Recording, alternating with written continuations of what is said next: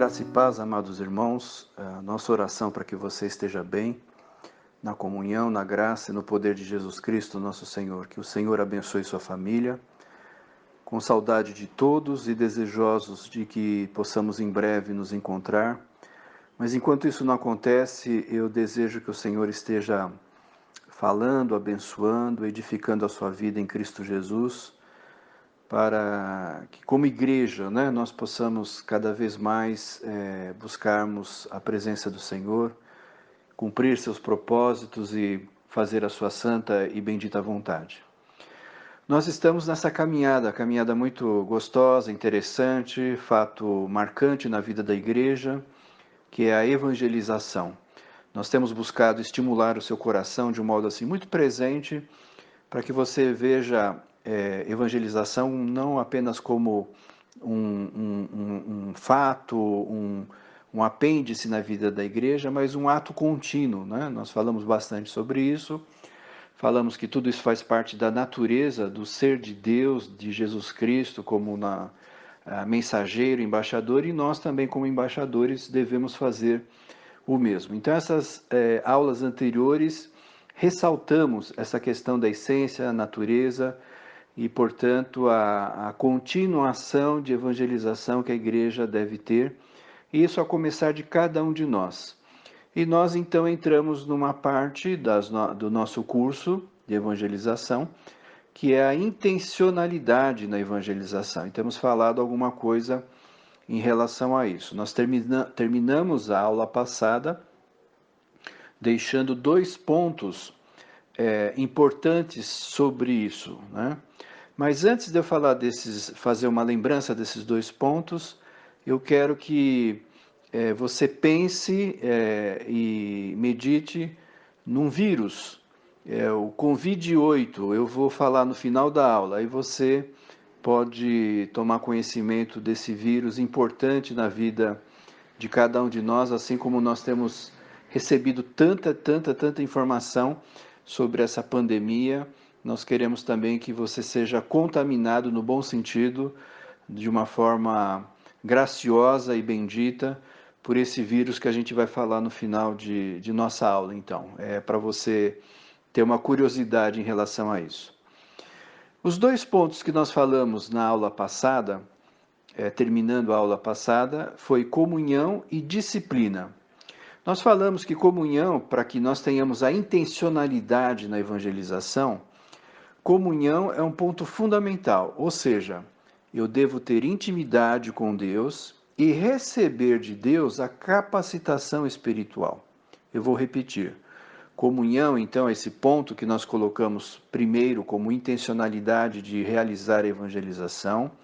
Comunhão é essa busca permanente, presente em nossa vida, de uma intimidade com Deus, e a partir dessa intimidade receber de Deus a capacitação espiritual, através de dons, através de aptidões, o Senhor revelando a sua palavra, o Senhor nos dando discernimento, sabedoria e todos os outros elementos dos quais nós vamos tratar, além desse, de comunhão, para que o Senhor nos capacite para toda boa obra.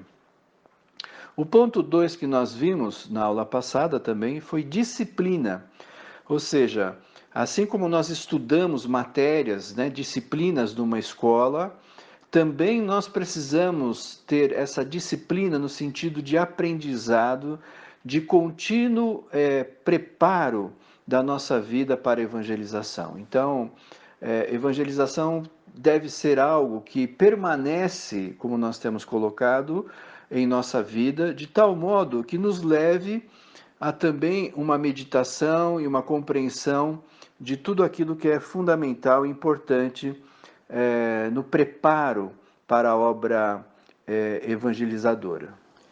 Podemos então usar um texto bíblico para ilustrar bem esses 2 pontos iniciais, comunhão e disciplina, que é 1 Pedro, capítulo 3, versículo 15. Antes, santifiquem Cristo como Senhor no coração, estejam sempre preparados para responder a qualquer que lhes pedir a razão da esperança que há em vocês. Esse texto, então, de 1 Pedro 3,15, fala da necessidade de nós termos a santificação de Cristo, ou seja, separar Cristo em nossa vida como prioridade e, a partir disso, separar tudo o que é necessário para que haja santificação em Cristo em nossa vida. Então é o ponto 1, comunhão. E o ponto 2, disciplina. Pedro diz, estejam sempre preparados, né? Não algumas vezes, estejam sempre preparados para responder a qualquer que lhes pedir a razão da esperança que há em vocês. Então veja que esse texto ilustra de um modo bem claro a questão dos dois primeiros pontos que nós colocamos da intencionalidade na evangelização, que é comunhão e disciplina. O terceiro ponto que nós queremos colocar é oração. É fundamental que nós olhemos para Jesus Cristo nessa visão de evangelização e a sua intencionalidade em evangelizar, mas um preparo em oração. A oração é fundamental e a oração que Jesus fazia de muitas vezes passar a noite orando, fazendo vigília e se retirar para um determinado lugar para orar, a oração não era simplesmente ficar de olho fechado, mas a junção de vários elementos na oração. Então, na oração, Jesus estava promovendo a comunhão. Na oração, Jesus estava promovendo a disciplina em relação a se preparar para um enfrentamento que ele teria com fariseus, saduceus e outros, né? A multidão, a maneira como as pessoas iam se comportar, onde Jesus deveria ir, todas essas questões Jesus deve ter levado ao Pai, deve ter orado. Por isso que Jesus, no seu momento de oração, era um momento também de meditação, de pensar, de trazer a razão, falar com Deus e ouvir a resposta de Deus. Então isso é fundamental para nós, como igreja, também olhar evangelização através da oração. Então, eu devo colocar em oração a quem eu devo levar a palavra de salvação, como devo fazê-lo, em que momento, né? Quais as maneiras as quais eu posso usar para fazer esse momento acontecer na minha vida, né? E na vida da igreja. Então eu posso pensar isso na visão individual, na visão familiar, na visão dos locais os quais eu frequento, né, de trabalho, escola e etc., vizinhos, amigos, parentes, e também a questão de como eu devo orar para trazer a razão de falar com Deus dessas necessidades, quais são as prioridades e ouvir a Deus.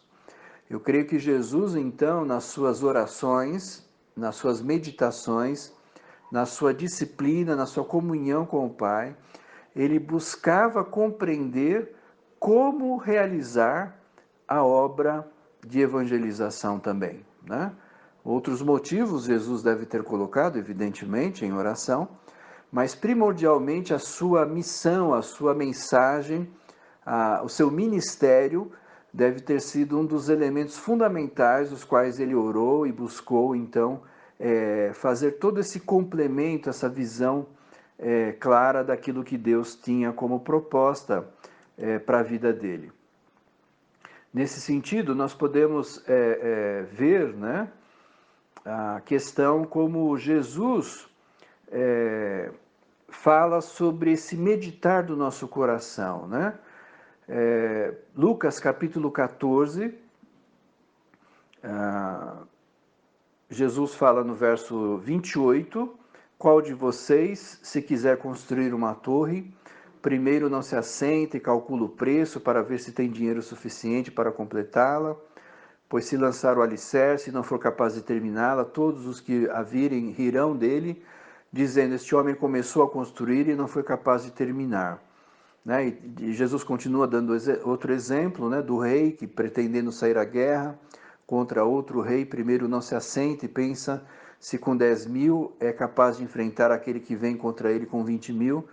Então, é fundamental o processo de oração para nós também termos todos esses elementos, né, numa oração mais completa, como Jesus fazia, né, de usar a nossa razão, de meditar, de refletir, de falar com Deus e ouvir a vontade de Deus e o plano de Deus, então, na obra de evangelização. Veja que, então, oração passa a ser um elemento muito mais completo e complexo em toda a sua realidade do que simplesmente nós fecharmos o olho e orar, né? Oração, na visão bíblica, é muito mais amplo e muito mais completo do que nós estamos acostumados e dentro da nossa própria tradição de oração.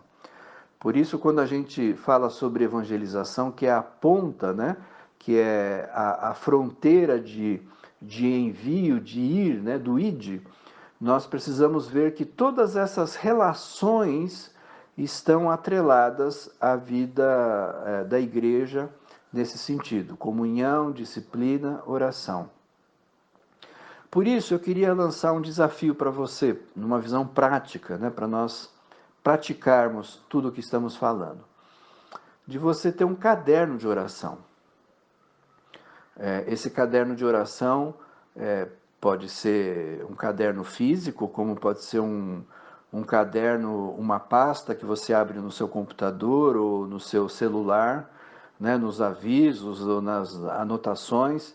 Você faz uma pastinha lá, oração. E eu creio que você pode colocar uma pauta de oração para ser apresentada diante de Deus e ver como que Deus está tratando e como você pode refletir sobre essas questões, e isso seja a forma clara de também especificar nossa disciplina e comunhão através da oração. Então, o caderno de oração é fundamental para isso. E na visão do nosso curso de evangelização, é fundamental que você, por exemplo, ore com a palavra, né?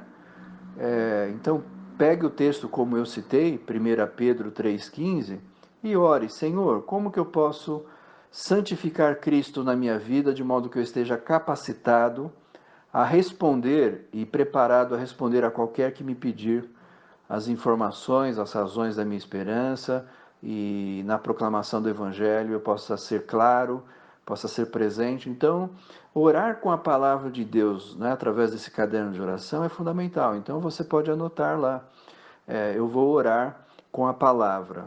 Pegue esse texto e outros, né, mas esse texto também, como um tópico evangelização dentro desse caderno, para que você possa perceber a maneira como o Espírito Santo está fazendo para agir na sua vida, preparando você a essa obra de ser igreja de Jesus Cristo.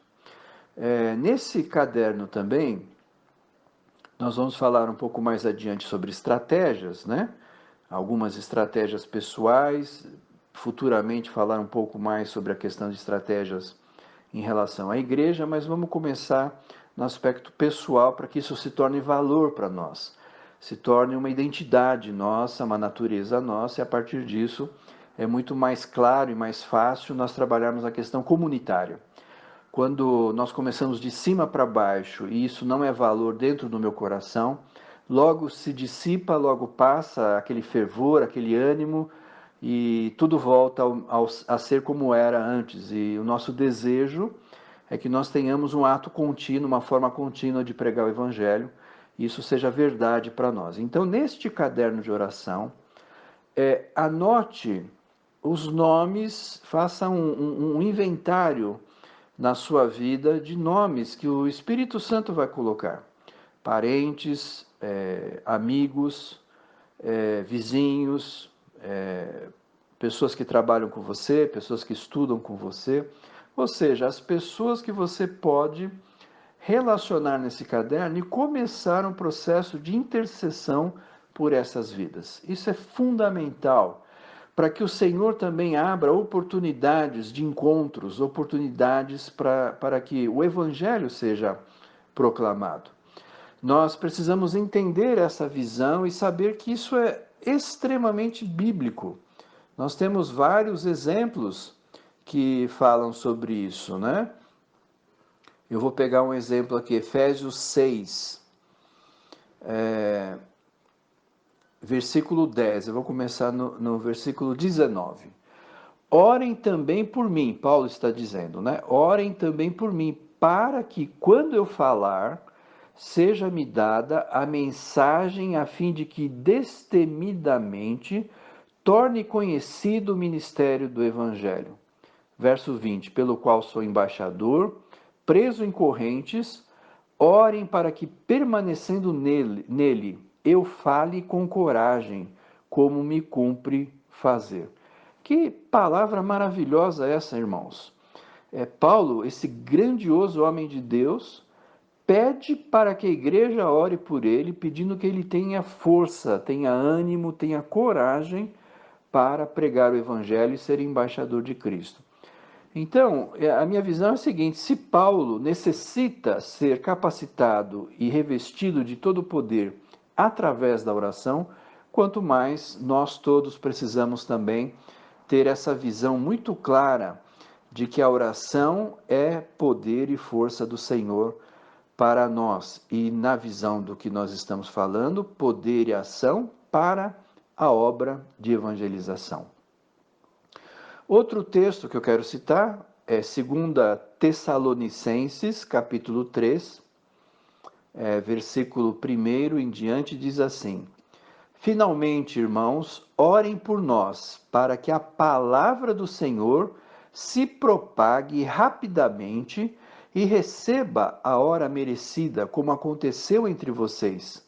Orem também para que sejamos libertos dos homens perversos e maus, pois a fé não é de todos. Mas o Senhor é fiel, ele os fortalecerá e os guardará do maligno. Confiamos no Senhor que vocês estão fazendo e continuarão a fazer as coisas que lhes ordenamos. Paulo, então, pede oração para que ele possa continuar e com rapidez pregar o Evangelho e aproveitar as oportunidades na mensagem que ele quer dar.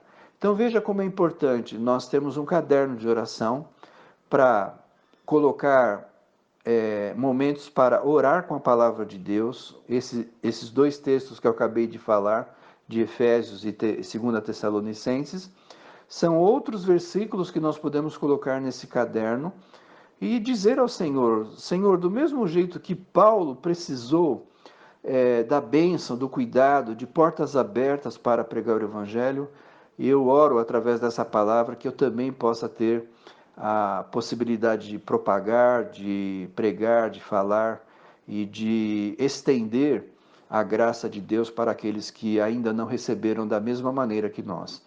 Então eu devo orar assim, devo me preparar, devo meditar, devo ter comunhão com Deus, de modo que esses textos bíblicos assim fale através do Espírito Santo e nos capacite nessa forma de disciplina também, de nos preparar para a obra de evangelização. Além disso, então, anote nomes que você vai interceder e coloque diante do Senhor esses nomes. Eu creio que nós precisamos ter uma lista de nomes para pedir ao Senhor que os visite poderosamente, fazendo com que os seus corações possam ser abertos e ouçam da mensagem e estejam preparados para receber as boas novas em Cristo Jesus. Então, amados, esse caderno de oração, ele pode ser, num primeiro momento, individual, e depois você pode também trocar informações com outros. Então, outros irmãos em Cristo da sua família, esposo, esposa, pais e filhos, né, podem orar, inclusive, juntos, o que é fundamental, e eu estimulo essa comunhão da fé familiar, né? Nós estamos no mês da família, mês de maio, mês importante para essa reflexão, de que a igreja também se manifesta através de nossos lares, e o nosso lar é uma extensão clara da igreja, ou talvez até melhor, a igreja começa em nossas casas. E nesse sentido, então, de nossa casa ser uma igreja, eu posso nela também ministrar graça, misericórdia, amor, né? Posso perceber louvor, adoração, exortação e intercessão, através da evangelização, orando em família para alcançar os não alcançados. Então, nesse caderno, você pode ter futuramente outros desdobramentos. Por exemplo, uma sugestão: eu posso desdobrar esse caderno de oração em Jerusalém, Judéia, Samaria e até os confins da terra. Então, Jerusalém são as pessoas às quais eu tenho uma convivência pessoal, presente, e eu quero interceder por elas, né? Minha Judéia é o nosso Brasil, então eu quero interceder pelas áreas menos alcançadas em nosso país, menos evangelizadas, os índios, ciganos, ribeirinhos, cidades nordestinas, né? Os mais ricos, os mais pobres, são fundamentalmente, não só esses, evidente, nós podemos orar naquilo que o Espírito Santo nos revelar, orar por cidades, orar por estados, né? Orar pedindo que o Senhor possa visitar com salvação a nossa Judéia. Samaria são os diferentes, né? Às vezes nós temos uma certa repulsa, uma certa diferença, uma certa não aceitação do outro que é diferente, mas ele também deve ser alcançado pelo Evangelho de Cristo Jesus. Então nós temos aqueles que, que são diferentes porque vivem às vezes jogados na rua por causa da drogadição, são pessoas que estão doentes através do alcoolismo, através de outras drogas, né? As pessoas que são diferentes de nós, que têm tradições, costumes e forma de ver a sociedade diferente de nós. E nós estamos vivendo um momento no nosso Brasil onde ou você é igual a mim ou você não é, então eu não aceito você. E nós, no amor de Cristo, temos que saber amar o nosso próximo de um modo muito claro. E esse próximo não é alguém que tem um nome e uma raça e uma cor específica, mas é alguém que é diferente de nós também e precisa ser amado em Cristo Jesus. Então, às vezes a pessoa tem atitudes, né, na sua religiosidade, né, às vezes muito diferente, muito esquisito, muito estranho, mas deve ser alvo do amor de Cristo através de nós. Aqueles que também têm uma sexualidade diferente, como a homossexualidade e outros aspectos que relacionam a isso, que é muito usado na mídia e ressaltado de vários modos, e que nos deixa triste porque não vão de encontro à natureza e à criação de Deus, mas são pessoas também que devem ser alvo da nossa oração e da nossa reflexão de como alcançar essa Samaria. Então, se nós colocamos isso em nossos cadernos de oração, nós podemos orar para que essas pessoas sejam tocadas, sejam amadas por Deus através de nós e de algum modo sejam alcançadas em Cristo Jesus para a honra e glória do nome dele. O Senhor é o Deus dos impossíveis, então para nós, aqueles que são tão diferentes e tão contrários à vontade de Deus, nós podemos perceber também que o Senhor tem uma proposta de vida e salvação para eles também. E o último horizonte, né, que seria até os confins da terra, né? Então falando de Jerusalém, Judeia, Samaria e até os confins da terra, nós podemos orar por países, por regiões, por realidades das quais você fica sabendo e que através de missionários, através de agências missionárias, através de outras informações ou através do que o Espírito Santo te convidar, né? Coloca lá no seu caderno, esse mês eu vou orar pelo Uruguai, orar pelo Uruguai. O Espírito Santo colocou no meu coração para eu orar pelo Uruguai. Então você ora. No mês seguinte você coloca um país asiático, um país europeu, outro país que o Senhor deseja que você coloque, e nada impede que nesse processo de oração, como a gente falou que oração não é só fechar o olho e falar com Deus, mas oração também, como Jesus fazia, era um ato de disciplina, de comunhão, então você pode fazer uma pesquisa na internet. Né? Eu vou orar pelo Uruguai. Como que é o Uruguai? Né? Quantas pessoas moram lá? Qual é a religião dominante? Né? Quais são as situações desse país? E eu coloco isso diante do Senhor, orando, pedindo que Deus abençoe a obra missionária lá, abençoe a igreja própria, né, do Uruguai, que o Senhor coloque a sua mão de poder. E às vezes você pode fazer uma pesquisa, missões no Uruguai, e vai aparecer alguma agência missionária, algum missionário, né? Evidentemente tome cuidado com os fakes. No meio evangélico existem tantos fakes ou até mais do que na sociedade secular. Então tome cuidado com as fontes às quais você consulta, mas tem fontes muito boas que você pode pesquisar e verificar algumas realidades. Então, a oração pode ser algo bacana, algo gostoso, algo singelo, algo que leve a uma comunhão espiritual, a uma disciplina e a um meditar e um pensar, trazer a razão, falar com Deus, ouvir de Deus a sua conduta, a sua vontade. E esse caderno de oração, então, tem esse elemento também importante, né? Então veja que nós podemos ter atos criativos, né? Eu coloquei alguns, podemos ter mais alguns outros.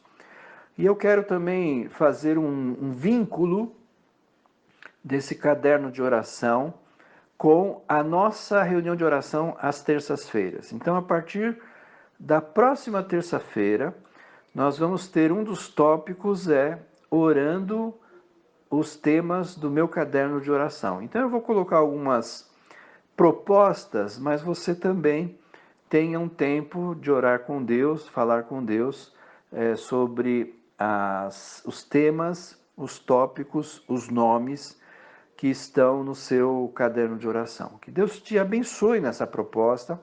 Coloque isso como alvo. Isso é tão gostoso, a gente ter esse contato com Deus, essa intimidade com Deus, essa relação com Deus, que com o passar do tempo, as pessoas, os crentes vão ficando secularizados, vão se distanciando desses momentos tão singelos, tão maravilhosos com Deus, que são tão simples, mas tão significativos e profundos, que nos levam a uma compreensão e uma profundidade e uma maturidade espiritual que vai refletir, não tenha dúvidas que o Senhor vai te abençoar e vai refletir em todas as outras áreas da sua vida, porque o Senhor diz que quando nós somos fiel, inclusive fiel no pouco, no muito o Senhor nos colocará. Então, se você é fiel nesse pouco de falar e meditar e evangelizar, não tenha dúvidas, o Senhor vai te honrar e vai te abençoar em outras áreas também tão importantes na sua vida, na vida da igreja, para a honra e glória de Jesus Cristo. Deus tem prazer em honrar a sua igreja, mas nós precisamos ser dignos dessa honra, porque a Bíblia diz: a quem honra, honra.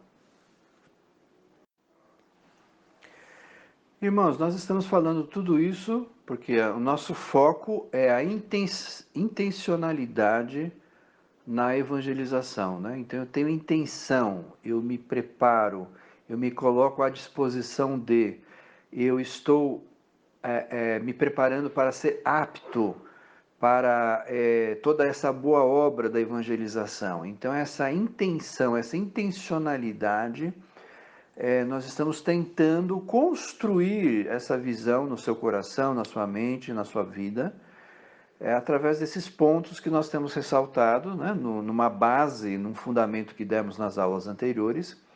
E agora, nesse tema específico de intencionalidade, na evangelização, nós precisamos ter comunhão, ponto 1, ponto 2, disciplina, ponto 3, oração, e o ponto 4 é estratégia.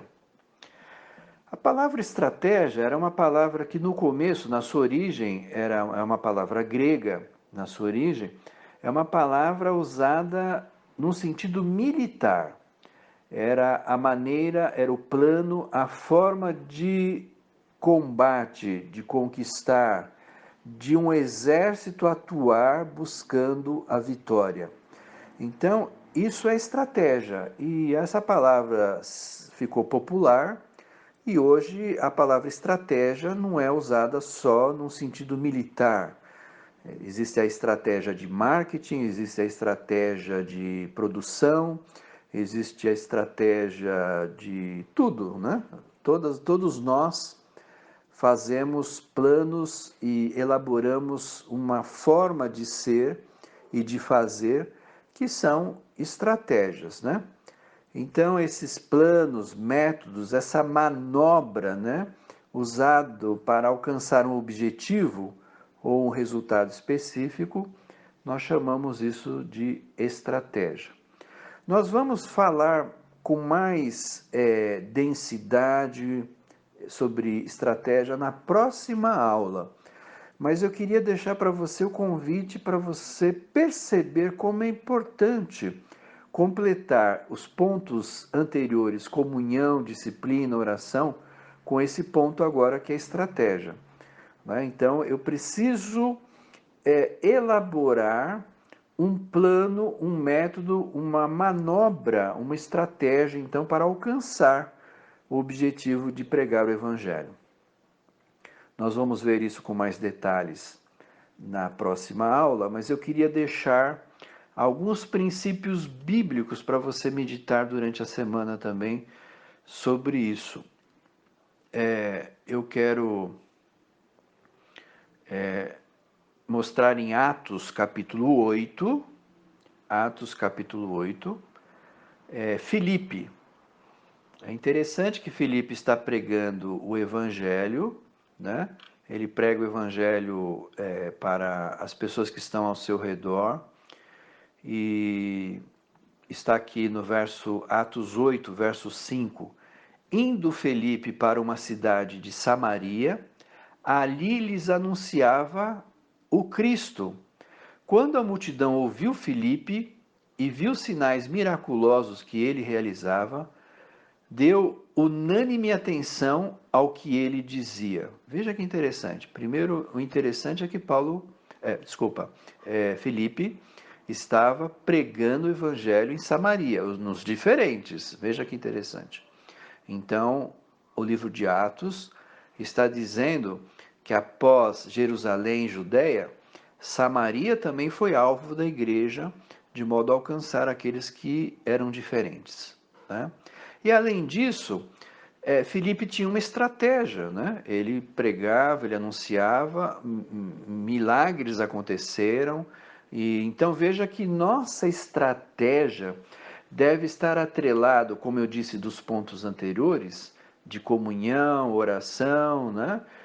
Disciplina, junto com a estratégia de Deus, porque Deus trabalha em cooperação, em parceria, em junção, em comunhão conosco. E nós não devemos tirar a realidade da possibilidade real, viva, de Deus realizar alguns milagres. Então, quando nós temos um coração aberto às estratégias, primeiro as estratégias de Deus, e Deus colocando estratégias em nossas vidas, nós podemos perceber que o Senhor vai agir poderosamente da maneira como Ele quer. Pode ser que não aconteça nada de extraordinário, mas pode ser que o Senhor realize algo extraordinário. Então nós precisamos estar abertos a essa possibilidade que o Senhor permite que aconteça. Veja que interessante, no mesmo livro de Atos, capítulo 8, verso 26, agora bem mais adiante, né, nós temos alguns outros fatos interessantes que acontecem na leitura de Atos a partir da evangelização, mas Atos 8, verso 26, diz assim: um anjo do Senhor disse a Filipe. Então veja que interessante, um anjo apareceu a Filipe e deu a Filipe algumas orientações, deu uma estratégia, deu uma ordem, deu um plano de trabalho para ele. Vá para o sul, para a estrada deserta que desce de Jerusalém a Gaza. Veja que interessante. Ele se levantou e partiu. né? Então, o ato de obediência, né? De obedecer a Deus. Quem tem comunhão tem um ato de obediência, gosta, ama o fato de obedecer a Deus. Então, verso 27, ele se levantou e partiu. No caminho, encontrou um eunuco etíope, um oficial importante encarregado de todos os tesouros de Candace, rainha dos etíopes. Esse homem viera a Jerusalém para adorar a Deus. E de volta para casa, sentado em sua carruagem, lia o livro do profeta Isaías. E o Espírito disse a Felipe: aproxime-se dessa carruagem e acompanha. Veja que interessante. Deus não, Deus é muito criativo. Deus usa de toda uma imaginação maravilhosa. Como Deus é criativo? Deus vê que Felipe tem comunhão com Deus. Deus vê que Felipe é um homem, portanto, de disciplina, de obediência. É um homem que em oração, porque está apto a ouvir a Deus e a responder esse ato, ele vai de encontro a uma estratégia de Deus. E veja que a estratégia de Deus é colocar Felipe correndo do lado da carruagem, coisa mais inusitada, não é verdade? É um fato inusitado. E Deus então deixa agora para que Felipe use sua razão, use sua criatividade, use a sua forma de ser também para pregar o evangelho, né? Aquele homem. E o verso 29 diz assim: e o Espírito disse a Felipe: aproxime-se dessa carruagem e acompanha. Então Felipe correu para a carruagem, ouviu o homem lendo o profeta Isaías e lhe perguntou: o Senhor entende o que está lendo? Veja que maravilhoso! O Senhor entende o que está lendo? Né? Então, de repente, você passa por um vizinho que está lendo lá um texto bíblico ou está ouvindo uma mensagem e você passa e diz assim: você está compreendendo o que esse texto diz? Agora veja a responsabilidade, veja a autoridade, veja a necessidade disso ser algo permanente, constante, prioritário na vida da igreja, de modo que nós estejamos, como Filipe, aptos a responder a todos aqueles que perguntarem sobre a nossa fé. Nesse caso, não foi alguém que perguntou, foi Filipe que se colocou à disposição para responder. Então, esse ato de se colocar à disposição e antecipar uma pergunta que seria feito, isso é intenção, isso é intencionalidade. E eu queria encerrar nossa aula dizendo o seguinte: há pesquisas muito claras que as igrejas que são intencionais na sua evangelização são igrejas que crescem. Evidente, né? Não preciso falar por quê, eu acabei de dizer de todas essas aulas que isso é um fato contínuo na vida da igreja. Então, quando a igreja busca intencionalmente alcançar o outro, é uma igreja que está aberta a receber o outro e saber que o outro é importante na visão do reino de Deus. Por isso, meu amado, nós precisamos orar, e coloque então no seu caderno de oração: Senhor, nos faça uma igreja intencional. Intencional em pregar o Evangelho, intencional em ser uma igreja evangelizadora em tudo que ela faz e vive, na minha vida pessoal, na minha vida familiar, na minha vida profissional, acadêmica, na minha vida de comunhão com os meus irmãos, que eu possa ter essa intenção de eu abrir espaço para que o Espírito Santo, como fez com Felipe, me coloque correndo ao lado de uma carruagem, ou seja, isso eu estou fazendo como uma metáfora, uma ilustração. Em qual momento, em que lugar Deus quer nos colocar para que a gente fique preparado propositalmente para pregar o Evangelho? E aquele homem, então, lendo o profeta Isaías, Filipe pergunta a ele sobre o que ele estava compreendendo, e ali começa então um diálogo, ali começa então uma interação, ali então começa uma relação, né? Evangelização também é um relacionamento com o outro, né? De criar credibilidade, de criar autoridade, de criar oportunidade para que o evangelho, então, seja pregado. Então, as igrejas que são intencionais na pregação do evangelho são igrejas que prosperam no reino de Deus porque estão sendo obedientes e correspondendo, portanto, ao anseio, à vontade de Deus para a proclamação do seu reino e das boas novas de salvação em Cristo Jesus. Meu amado, eu quero que você seja contaminado pelo vírus Covid-8. Convide, esse vírus é do verbo convidar.